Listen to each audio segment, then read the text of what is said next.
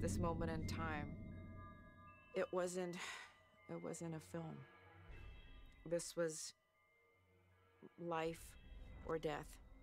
It wasn't choreographed. It wasn't emulating. It wasn't studio cinematic blood. It was real blood.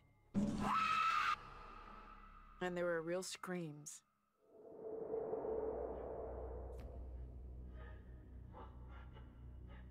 I just finished a film at Gone Home, and everyone assumes that I live in Los Angeles or New York, but actually I lived in Colorado. I really needed to take care of my family, my mom and relatives there, so I didn't have the luxury to live in Los Angeles. There's an area in Denver where it's a river and people are kayaking and there's a bike path and, boating around the city of Denver. It's just extraordinary. It's so beautiful. And I was driving along near where the kayaking and the river was, and I decided to pull into this big supermarket. I need to get some dog food and some other things, for my house because it's been empty for months. As I'm pulling into this driveway, I'm looking for a parking space.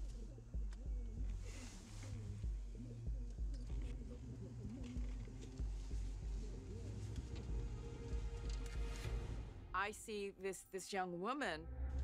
She's probably in her mid-30s, and she's got this long platinum hair. It's just so, the care of it, I was envious. I'm like, wow, I wish I could look like that all the time. So I see her walking over to her car, so I find a space.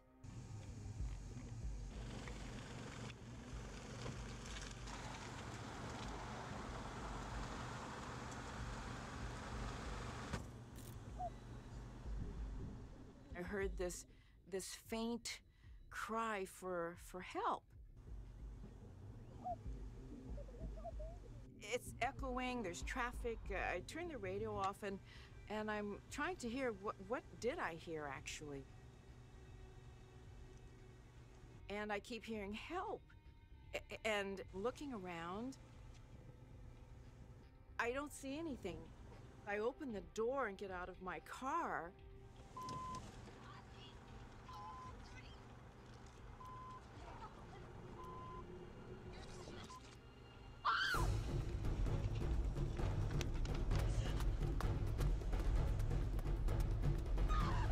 This lady who had the long white platinum hair bolt from in between two cars.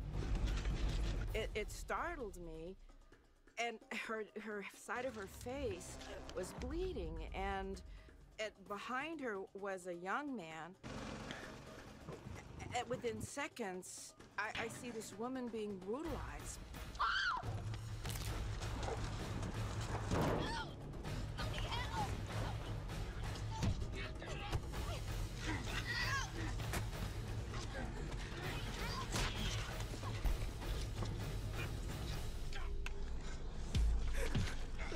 He's young, tall, cut, just frightened me to death. He's trying to take her purse, and the strap of her purse is entangled in her hair, and he's yanking it, and then he's beating her. And she's just bloody. Oh my God. And this is in seconds, yanking and hitting, and she's been hit so many times in her head, she is now falling unconscious. I see him proceed to try to yank and pull the purse away from her hair, and her head's going back with it. I'm so horrified. I don't know what to do. I'm gonna actually witness this woman seriously hurt. Something came over me. I couldn't take it.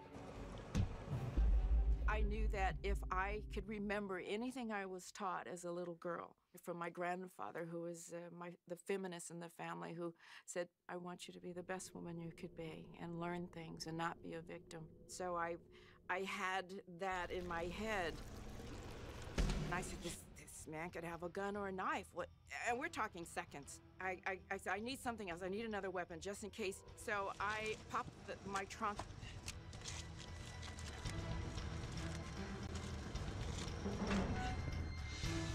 And I have a crowbar. And he's now kicking her in her head. I just ran to him so fast, screaming him, "You get off of her! Get away from her! Get the away from her!" And I whack him in the shoulder with the crowbar. He looks up at me, and he has such rage in his eyes. I thought for sure he would grab his arm and grimace in pain, but he did not feel it. And this woman, she's not moving. I realized that this man, he just might come after me. And I just knew if I gotta lunge at him, I gotta keep going at him.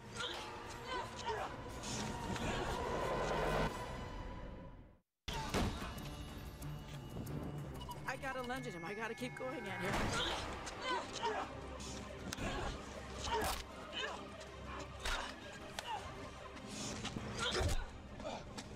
And then finally, he realizes I'm a crazy woman, and he turns and he runs off.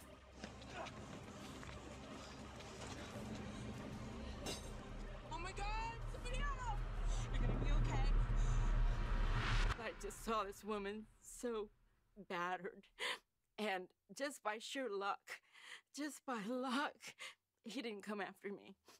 And I remember just taking off my jacket and rolling it up and putting it under her head.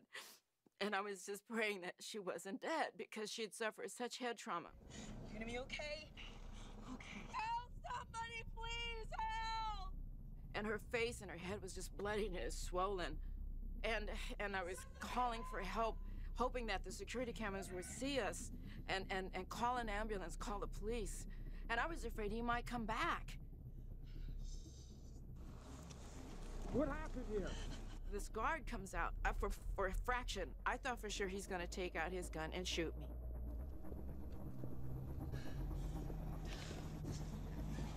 Because he had assumed that I was mugging her. Some man just came by. Somebody just beat her. What are you doing? He immediately yanks this woman up. And I'm looking at him. I said, "Are you kidding me? She needs to lie down. She needs to be stable." And no, she needs to be inside. Do you even know what you're doing? My mom, being a registered nurse forever, when someone's been seriously wounded like that, you don't move them. And they took her in an office, and I was standing around, and finally said, "You can go home now." And I said, "Fine, I will, but I don't know if we'll ever catch this guy, but, please get her to the hospital." I called the police station because I have family members who are police officers to find out about the incident. Is she okay? The woman was okay. I said, "Please call me if you need a witness, if you caught the guy, if you need a statement." But I know they never called me again.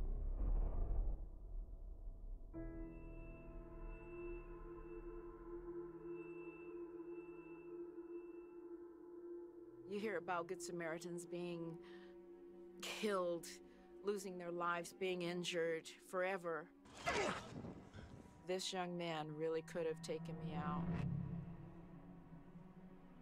I wonder if someone would come to my aid at that moment. All I know is I had to act to save someone's life. I could not just stand there. So I think she lived. I know she did. I don't know, but I have the feeling that she's okay. And I'm okay from it. I learned a lot from it.